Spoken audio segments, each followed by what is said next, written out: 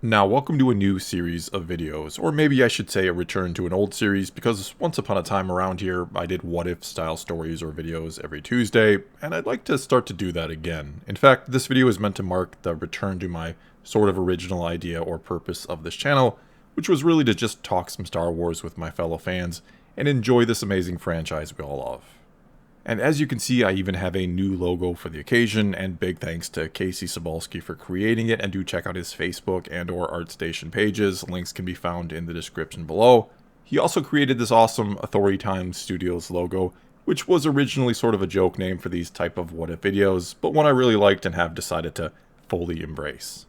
Oh, and just to be clear here, and sorry for all the preamble, but none of this is to say I won't ever cover the things or issues that oftentimes go on around Star Wars. I certainly will continue to do that, but I really want to focus back on the in-universe stuff. I also plan to start doing a few more Marvel videos. A lot of people have been asking me about doing polls for the MCU characters, like I have done for the Star Wars characters, and that sounds like a really fun idea that I hope to start really soon. There's also a few other things I may talk about from time to time, but fear not if you're just here for Star Wars, that will forever be what the bulk of my content centers around.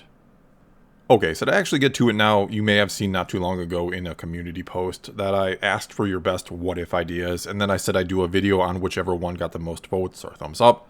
I also said that depending on what the what-if scenario itself may end up being, that I'd make anything from a shorter, more analytical style video to turning it into a full-blown multi-part story, that it all depended on what I thought I could do with the scenario. Then, whenever done, you could all come up with an idea for me to do next. Anyway, the first winner turned out to be What If George Lucas Never Sold to Disney, and I did then do a video on that, even though that wasn't exactly the type of what-if scenario I was looking for.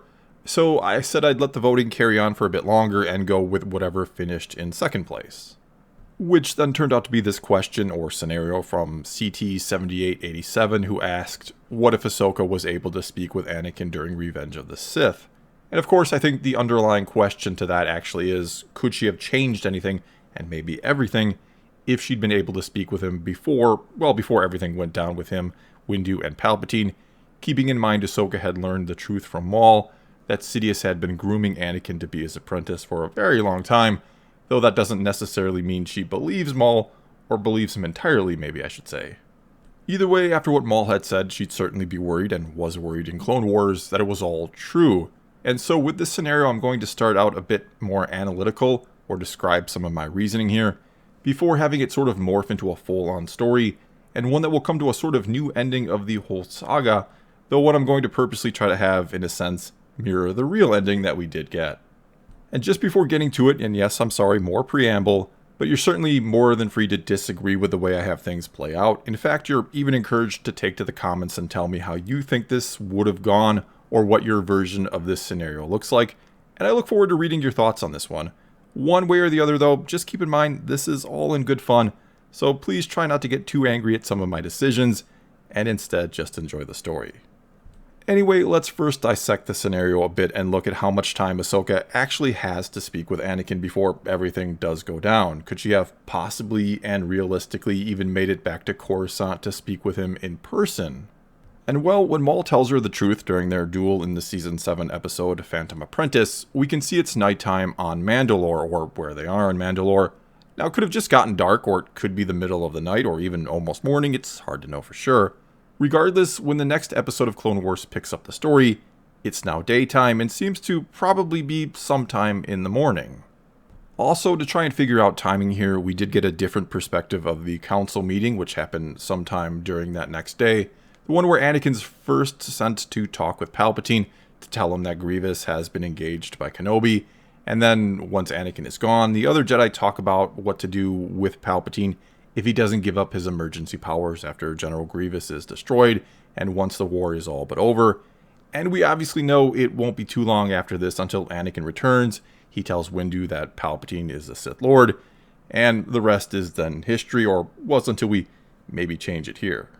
Nevertheless, what this all means then is, at the very least, and had Ahsoka maybe taken Maul's warning about Anakin's impending fate extremely seriously, and left for Coruscant literally as soon as she could, or as soon as Maul was in custody that night, it means she would have had at the very least a few hours, maybe several hours, to get back to Coruscant, Now, would that be enough time to make it before, again, everything went down?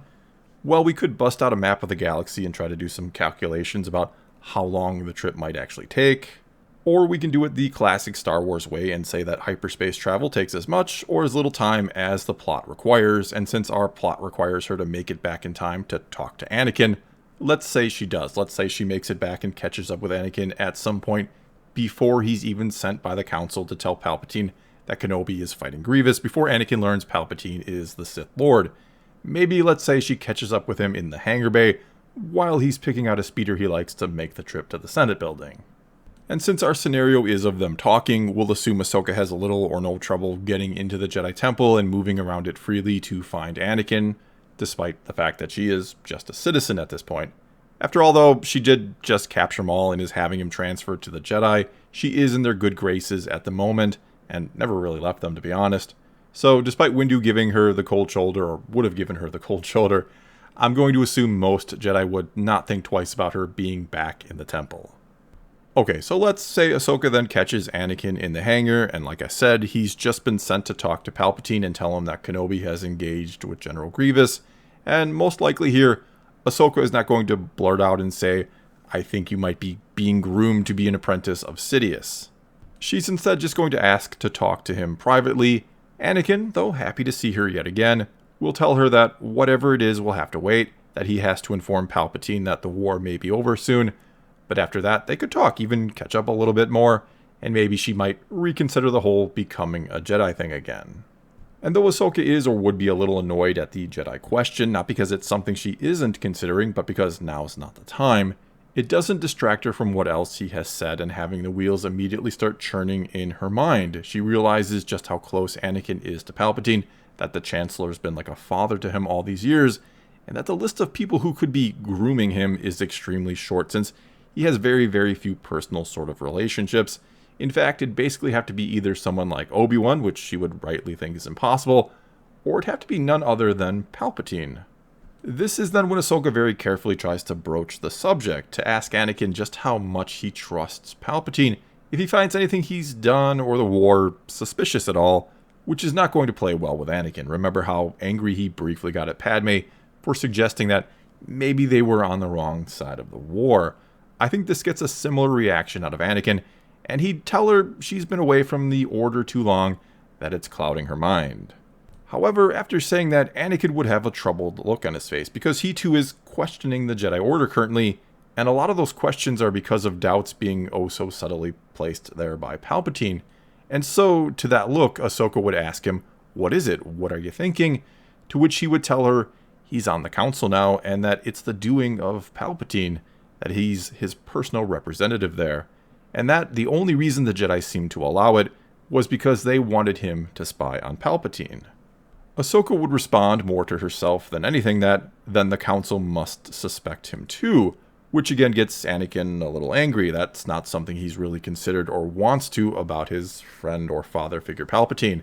But before he can say anything, Ahsoka would tell him what Maul had told her, that he, Anakin, was supposedly the key to all this, that he'd been groomed to become the next apprentice of Sidious. Anakin, of course, scoffs at this and tells her she should know better than to trust Maul, but it's still obvious he's thinking all this over, that he's putting the pieces together and not liking the picture they're starting to form.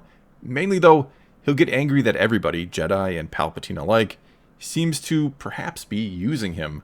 Finally, he tells Ahsoka he'll discover the truth of all this for himself, and says he's going to talk to Palpatine. Ahsoka will protest and tell him to, at the very least, let her come along, to which Anakin will say no and he'll insist on going alone. Ahsoka will eventually let him go, but will also have no intention on letting him potentially face a Sith Lord alone, and possibly being either killed or turned to the dark side by him. She'll ask another Jedi in the hangar where Master Yoda is, be told he's away from the temple, but that Master Windu is presently here. But after considering it, she decides to just go after Anakin all by herself. The talk between Anakin and Palpatine then initially goes very similar to how it goes in Revenge of the Sith. Anakin plays innocent and doesn't tip his hand that he suspects anything.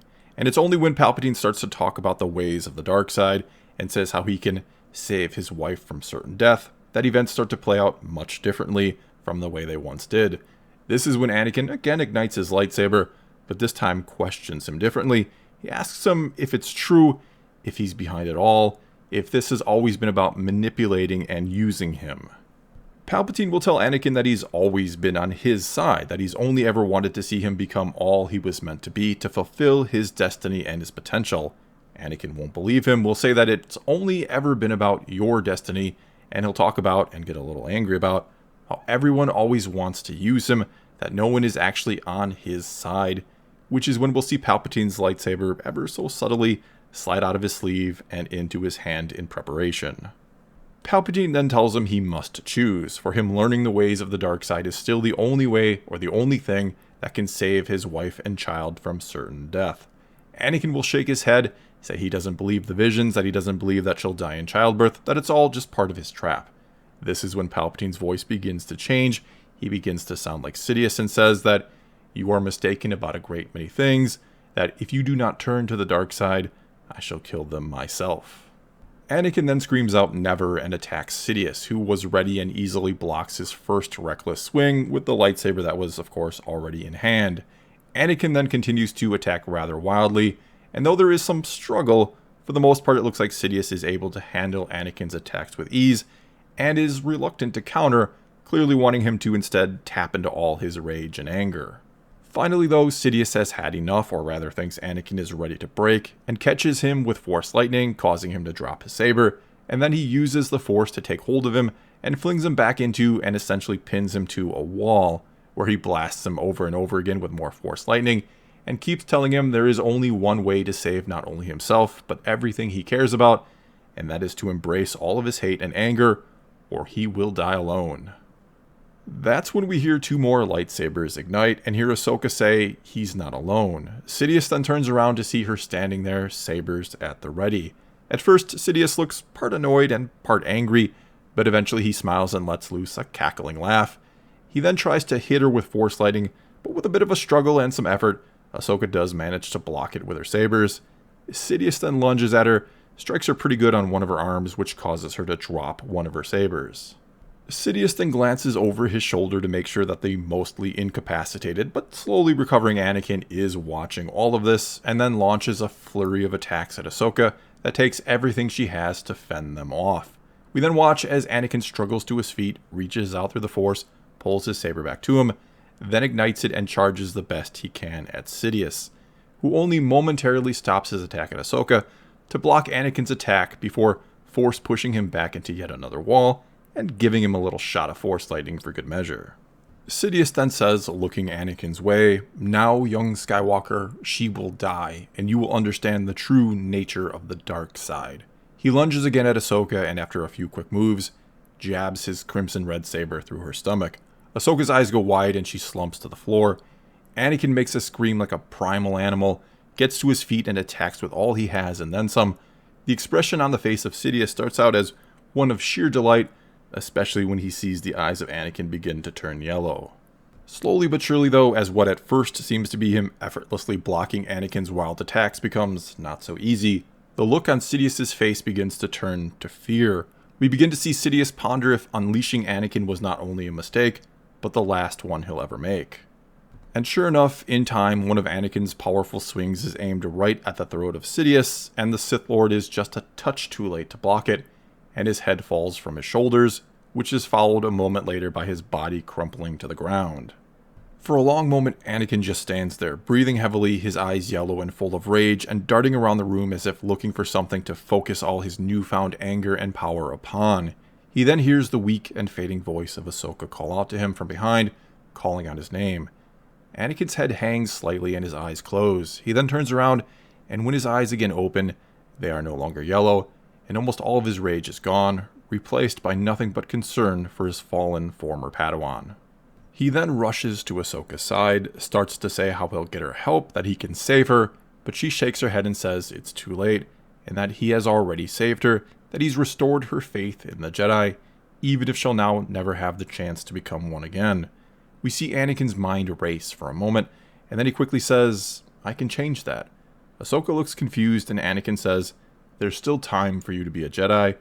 Again, Ahsoka gives him a confused look, and he responds, "I'm on the council now, remember?" Ahsoka, though fading fast, manages to give him a bit of a crooked grin as if to say, I don't think it quite works that way. But Anakin ignores it, gets to his feet, and ignites his saber and says, by the right of the Council, by the will of the Force, arise, Ahsoka Tano, a Jedi Knight. For a moment then, just a moment, there is a flicker of joy and pride that lights up Ahsoka's eyes, but then all the light leaves them as she draws and lets out her last breath. Anakin falls to his knees beside her, lowers his head to hers, and everything slowly fades to black. Next, we're in the Jedi Temple, and see Anakin standing before a funeral pyre set ablaze, the body of Ahsoka within the flames. At one side stands Obi-Wan Kenobi, his head hung in grief. At the other, a tear slides down Padme's cheek. All around them are more Jedi, honoring the loss of one of their own.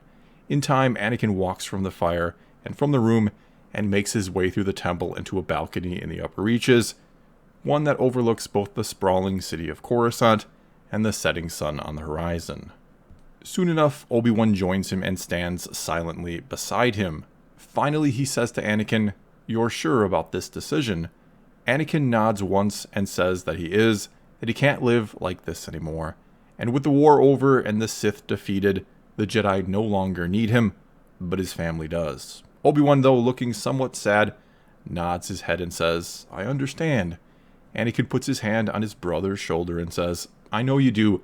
I know you would have made the same decision I did when it came to Satine, which is why you stayed quiet all this time about me, despite knowing the truth about Padme.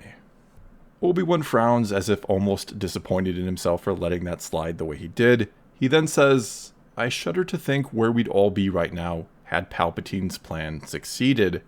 Anakin smirks slyly and says, Succeeded? Come on, do you really think I would have ever fallen to the dark side? Obi-Wan then, his face nothing but sincere, says, No, I could have never seen that happening. The two then stand quietly for another long moment, looking out at the city, but suddenly Anakin says, Oh, I almost forgot, and hands his lightsaber towards Obi-Wan. Rules are rules, right? I'm not supposed to keep it. It's not my life anymore. Obi-Wan folds his arms and says, I wasn't going to bring it up. Anakin seems surprised, but before he can say anything, Obi-Wan continues, If I said nothing about you having a wife in secret, I can certainly let it slide that you kept your lightsaber. Anakin smiles as if he appreciates that, but then pushes it forward a bit as if he insists, and finally Obi-Wan takes it. Anakin then says, Keep it somewhere safe. You never know what the future holds. Maybe you'll be giving it to my son one day. Maybe Luke will one day become a Jedi, like his father before him. And that is how this story ends. Well, that's all I've got for you this time. Hopefully you enjoyed it, and please don't blast me in the comments for killing off Ahsoka. And if you didn't like that, then by all means tell me the story of how you think it would all go, or feel free to tell me what story or what if scenario you'd like to see me cover next. I'm going to pin a comment below asking for your suggestions, and the one that ends up with the most votes or thumbs up will indeed be the one I tackle next. Either way, do leave a comment below, and let's talk some Star Wars. And until next time, thanks for watching.